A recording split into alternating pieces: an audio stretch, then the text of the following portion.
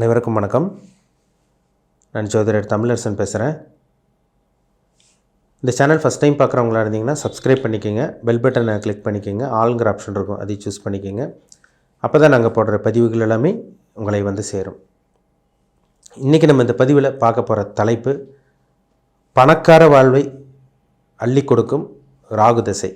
பணக்கார வாழ்வை கொடுக்கும் ராகு திசை. எல்லாத்துக்கும் ராகு திசை வந்துடாதுங்க, சரிங்களா? ஒரு சில பேத்துக்கு தான் ராகு திசை வரும். 12 ராசி வந்து பார்த்திங்கன்னா 12 ராசி 27 நட்சத்திரத்தில் பிறந்திருப்பாங்க. ஒவ்வொருத்தரும் ஒவ்வொரு விதமான அமைப்பில் இருப்பாங்க. அந்த இதில் ஒரு சில பேத்துக்கு மட்டும் இந்த ராகு திசை வரும். இந்த ராகு திசை சந்திப்பாங்க, கரெக்டான ஏஜில் வரும்.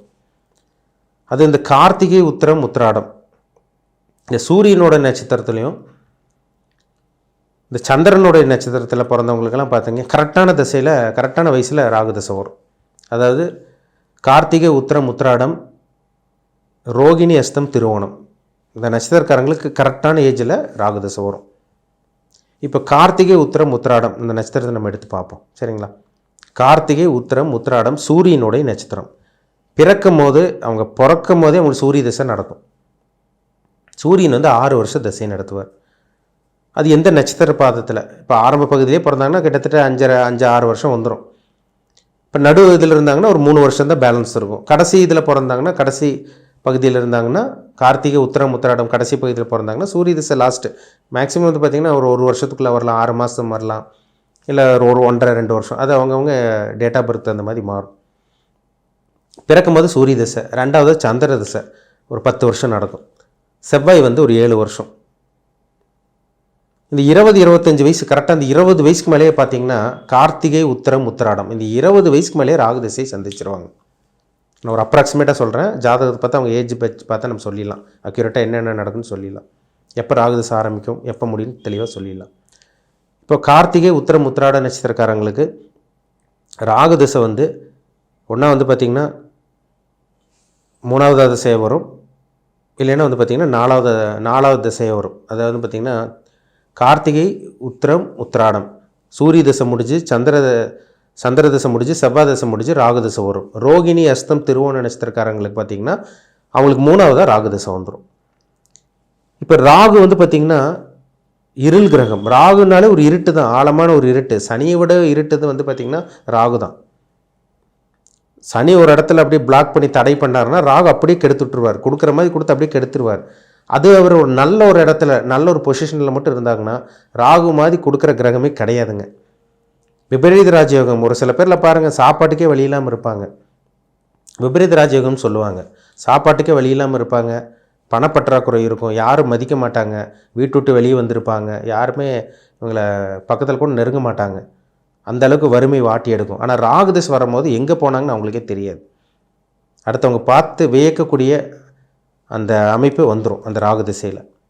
என்ன காரணம்னா பிரம்மாண்டத்துக்கு அள்ளித்தரும் கிரகம் ராகு தான். ராகு மாதிரி ஒரு கிரகமே கிடையாது. அதாவது ராகு மாதிரி கொடுத்துட்டா ராகு கொடுத்துட்டே இருப்பார். அவர் கெடுக்கணும்னு நினச்சாருன்னா அப்படியே அடியோடு அழிச்சிருவார். அதுதான் ராகுவோட கேரக்டர். நல்லவரோட சேர்ந்தால் ராகு வந்து நல்லவர், கெட்டவரோட சேர்ந்தால் ராகு ரொம்ப மோசமான கிரகம். அப்போ ராகு ஜாதகத்தில் கெடவே கூடாது. இப்போ 3, 6, 10, 11 இந்த 3, 6, 10, 11ஆம் இடத்துல உபஜயஸ்தானத்தில் ராகு இருந்து ஒருத்தருக்கு ராகு திசை மட்டும் வந்துருச்சுன்னா கார்த்திகை, உத்திரம், உத்திராடம் அல்லது ரோகிணி, அஸ்தம், திருவோணம் இந்த நட்சத்திரக்காரங்களுக்கு ராகு கொடுத்து வச்சவர்னு சொல்லிடலாம்.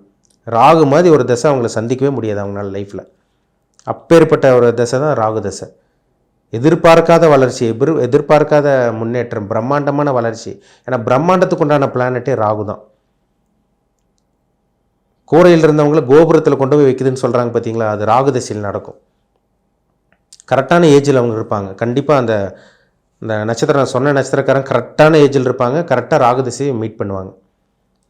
அந்த ராகு வந்து பாருங்கள் எந்த லக்னக்காரங்களுக்கு நல்லது பண்ணுவோம் பார்த்தீங்கன்னா, இப்போ மேஷ லக்னத்துக்கு ராகு திசை வரலாமல் பார்த்தீங்கன்னா வரலாம், மேஷ லக்னத்துக்கு வரலாம். ஒவ்வொரு லக்னத்துக்கும் ஒவ்வொரு அமைப்பு இருக்குங்க. எல்லா லக்னத்துக்காரங்களுக்கும் ராகு திசை வர்றது நல்லது தான். ஆனால் அந்த ராகு வந்து 3, 6, 10, 11ஆம் இடத்துல இருந்து அவர் வந்து செவ்வாயோட தொடர்போ சனியோட தொடர்போ அவருக்கு பெறவே கூடாது. செவ்வாய் சனி ராகுக்கு கனெக்ஷன் இருக்கவே கூடாது. செவ்வாயோட சேர்க்கை, செவ்வாயோட பார்வை, சனியோட சேர்க்கை, சனியோட பார்வை அந்த ராகுக்கு இருக்கவே கூடாது.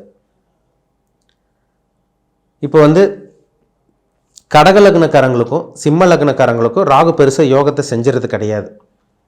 ஏன்னா வந்து பார்த்திங்கன்னா ஒளி கிரகத்துக்கு வந்து பார்த்திங்கன்னா இருள் கிரகம் வேலை செய்யாது. இருள் கிரகத்துக்கு வந்து பார்த்திங்கன்னா ஒளி கிரகத்தோட தசாபுத்தி வேலை செய்யாது. அதுதான் உண்மை. இப்போ சிம்மத்திலையும் கடகத்திலையும் ராகு வந்து பார்த்திங்கன்னா இருக்கிறத விட மற்ற இடத்துல இருக்கிறது ரொம்ப நல்லது. கடக ராகு இருக்கிறது, கடகத்தில் ராகு இருக்கிறது நல்லது தான். ஆனால் சுபகிரகங்களோட சேர்க்கை இருந்துடணும். மேஷம் ரிஷபம் கடகம் கன்னி மகரம், அதாவது மேஷம் ரிஷபம் கடகம் கன்னி மகரம் இந்த இடத்துக்கு ராகு இருக்கிறது யோகம். பொதுவாகவே ஜென்ரலாக சொல்லப்பட்டிருக்குது. மேஷம் ரிஷபம் கடகம் கன்னி மகரம் இந்த 5 இடத்துல ராகு இருக்கிறது நல்ல ஒரு அமைப்பாக இருக்குங்க. அது 3ஆம் இடத்துல இருக்கிற ராகு அற்புதத்தை செய்வார். இப்போ 3ஆம் இடம், இப்போ கன்னி லக்னக்காரங்களுக்கு வந்து பார்த்திங்கன்னா 3ஆம் இடத்துல ராகு வந்து விருச்சகத்தில் இருப்பார். ஆனால் விருச்சகத்தில் ராகு இருக்கக்கூடாது. ஆனால் அங்கே குருவோட தொடர்பு இருந்தால் ராகு திசை நல்லாயிருக்கும். சுக்கிரனோட தொடர்பு இருந்தால் ராகு திசை நல்லாயிருக்கும். இப்போ 6ஆம் இடத்துல ராகு இருந்து நல்லா இருக்குங்க, அற்புதமான அமைப்பாக இருக்கும். இப்போ வந்து பாருங்கள், மகர லக்னத்துக்கு வந்து ராகு 6ஆம் இடத்துல, அதாவது மிதுனத்தில் இருக்காருன்னு வச்சுக்குவோம். அங்கே சுபகிரகத்தோட தொடர்பு இருக்கார். இப்போ குரு வந்து உங்களுக்கு 5, 7, 9ஆம் பறவை எங்கேயும் உங்களுக்கு ராகு பார்த்துட்டாருன்னா அந்த ராகு திசை அருமையாக இருக்கும்.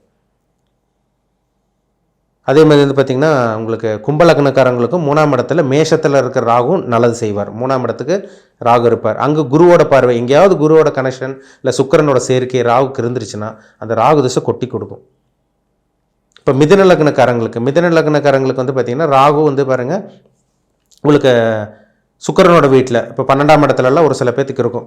மிதுன லக்னத்துக்கு 12ஆம் இடத்துல சுக்கிரனோட வீடு. ஆனால் எல்லாம் விரைமயிருன்னு சொல்லுவாங்க. ஆனால் அந்த ராகு வந்து சுக்கிர திசை போல் வேலை செஞ்சிருவார். இப்போ 12ஆம் இடத்துல வந்து பார்த்திங்கன்னா ராகு இருந்து அது வீடு கொடுத்த கிரகம் நல்லா இருந்து அது சுபகிரகத்தோட தொடர்பு இருந்துச்சுன்னா அந்த ராகு திசை கொட்டி கொடுக்கும்.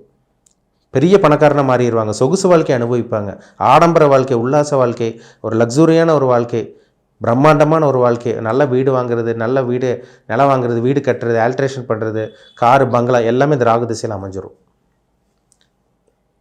சிம்ம லக்னக்காரங்களுக்கு வந்து ராகு திசை வரக்கூடாது. சிம்ம லக்னக்காரங்களுக்கு ராகு வந்தால் கூட அவருக்கு வந்து பார்த்திங்கன்னா சப்போஸ் ராகு திசை சிம்ம லக்னக்காரங்களுக்கு இருக்குன்னா அவர் வந்து பார்த்திங்கன்னா நல்ல ஒரு அமைப்பில் இருக்கணுங்க, சுபகிரகங்களோட லிங்க் இருக்கணும். கடக லக்னக்காரங்களுக்கு வந்து ராகு வந்து இப்போ இந்த 2ஆம் இடத்துல இருக்கிறது, இப்போ கடக லக்னத்துக்கு 2ஆம் இடத்துல சிம்மத்திலலாம் ராகு இருந்துட்டாருன்னா குடும்ப வாழ்க்கையை கெடுத்து விட்டுருவார். இப்போ மீன லக்னக்காரங்களுக்கு 2ல் ஒரு சில பேருக்கு ராகு இருக்கும், குடும்ப வாழ்க்கை கெட்டு போயிடும், நல்லா இருக்காது. தனுசு லக்னத்துக்கு 2ல் ராகு ஒரு சில பேத்துக்கு அது நல்லா இருக்காது, குடும்ப வாழ்க்கை கெட்டுரும். இப்போ ராகு வந்து ராசியிலையோ லக்னத்திலேயோ 7ஆம் இடத்துலையோ 2ஆம் இடத்துலையோ 8ஆம் இடத்துலையோ ராகு இருக்கவே கூடாதுங்க, நிறைய பிரச்சனை கொடுத்துரும். அவர் இருக்கக்கூடிய இடம் 3, 6, 10, 11. 10ஆம் இடத்துல தனிச்சு ராகு இருந்துச்சுன்னா தொழிலை கெடுத்துருவார். தனிச்சு ராகு இல்லாமல் இருந்து சுபகிரகங்களோட வீட்டில் இருந்து உங்களுக்கு சுபகிரகத்தோட தொடர்பு குரு சுக்கிரன் இல்லை வளர்பிறை சந்திரனோட தொடர்பு இருந்தால் அந்த ராகு திசை அருமையாக இருக்கும், தொழிலை கொடி கட்டி பறந்துருவாங்க. அப்போ நான் சொன்ன நட்சத்திரம், நான் சொன்ன ராசி நீங்கள் இருந்தீங்கன்னா அதில் தான் ஒரு சில பேர் பிறந்திருப்பீங்க. அந்த ராசி நட்சத்திரம் நீங்களாக இருந்தீங்கன்னா கண்டிப்பாக உங்கள் ஜாதகத்தில் ராகு எங்கே இருக்காருன்னு பாருங்கள். அந்த ராகு வரக்கூடிய அந்த நேரம் எப்படி இருக்குன்னு பாருங்கள். அந்த ராகு எப்போ வருவார், எப்போ திசை நடத்துவார், உங்களுக்கு என்னென்னலாம் நடக்கும்னு பாருங்கள், ரொம்ப முக்கியம். சரிங்களா? ஏன்னா நவகிரகங்கள் தான் மனுஷனை ஆட்டி படைச்சிட்டு இருக்கு. என்ன பண்ணலாம், என்ன பண்ணக்கூடாது, லைஃப் எப்படி இருக்கும், எப்போ மாறாது எல்லாமே நம்ம தெளிவாக சொல்ல முடியும்.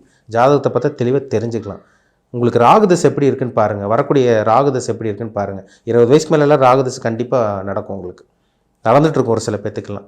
அதாவது கார்த்திகை, அதுவும் பார்த்திங்கன்னா உங்களுக்கு வந்து பார்த்திங்கன்னா கார்த்திகை உத்திரம் உத்திராடம், அதாவது கார்த்திகை உத்திரம் உத்திராடம் ரோகிணி அஸ்தம் திருவோணம் இந்த நட்சத்திரக்காரங்கள் கன்ஃபார்மாக ராகுதசை வருங்க. 20 வயசுக்கு மேலே ராகுதசையில் இருப்பாங்க. நீங்கள் என்ன வயசு என்ன ஏஜில் இருக்கீங்க பாருங்கள், அதுதாங்க ரொம்ப முக்கியம். சரிங்களா? ஏன்னா நவகிரகங்களோட தாக்கம் மனுஷனை ஆட்டி படைச்சிட்டு இருக்குது. அதுபடி தான் ஒருத்தனோட தலையெழுத்து விதி போயிட்டுருக்கு. ஒருத்தவங்களோட வாழ்க்கையை நவகிரகங்களோட கண்ட்ரோலில் தான் இருக்குன்னு ஒரு சில பேருக்கெல்லாம் தெரியாமல் இருக்குது. ஒரு சில பேருக்கு நவகிரகங்களுக்கும் இதுக்கு சம்மந்தமே கிடையாதுங்க சார், நவகிரகங்களுக்கு வந்து மனுஷன் எங்கே போய் ஆட்டி படைச்சிட்டு இருக்குன்னு ஒரு சில பேருக்கு கேலியாக பேசுகிறாங்க, ஒரு சில பேர் சந்தேகம் கேட்குறாங்க, ஒரு சில பேர் தெரியவும் மாட்டேங்குது, தெரியாமையே இருக்குது. ஜாதகம்னா என்ன, நவகிரகங்கள்லாம் என்ன, நடக்கக்கூடிய தசாபுத்தின்னா என்ன, தசாபுத்தினாலே என்னன்னு தெரியல. ஒரு சில பேர் பொது பலனை மட்டுமே ஃபாலோ பண்ணுறாங்க. பொது பலன் 15% 20% தான் பேசும். நடக்கக்கூடிய தசாபுத்தி தான் 80% 85% பேசும். சரிங்களா? ஜாதகம் ரொம்ப முக்கியங்க. ஜாதகத்தை பாருங்கள், அது பார்த்தா தான் நம்ம அக்யூரேட்டாக எல்லாமே தெளிவாக சொல்ல முடியும். மீண்டும் அடுத்த பதிவில் சந்திக்கும் வரை உங்களிடமிருந்து விடைபெறுவது உங்கள் ஜோதிடர் தமிழரசன். இந்த சேனல் பிடிச்சிருந்தால் உங்கள் நண்பருக்கும் உறவினருக்கும் ஷேர் பண்ணுங்கள், லைக் பண்ணுங்கள், சப்ஸ்கிரைப் பண்ணுங்கள், பெல் பட்டனை கிளிக் பண்ணிக்கோங்க. ஆளுங்கிற ஆப்ஷன் இருக்கும், அதையும் சூஸ் பண்ணிக்கோங்க. அப்போ தான் நாங்கள் போடுற பதிவுகள் எல்லாமே உங்களை வந்து சேரும். நன்றி, வணக்கம்.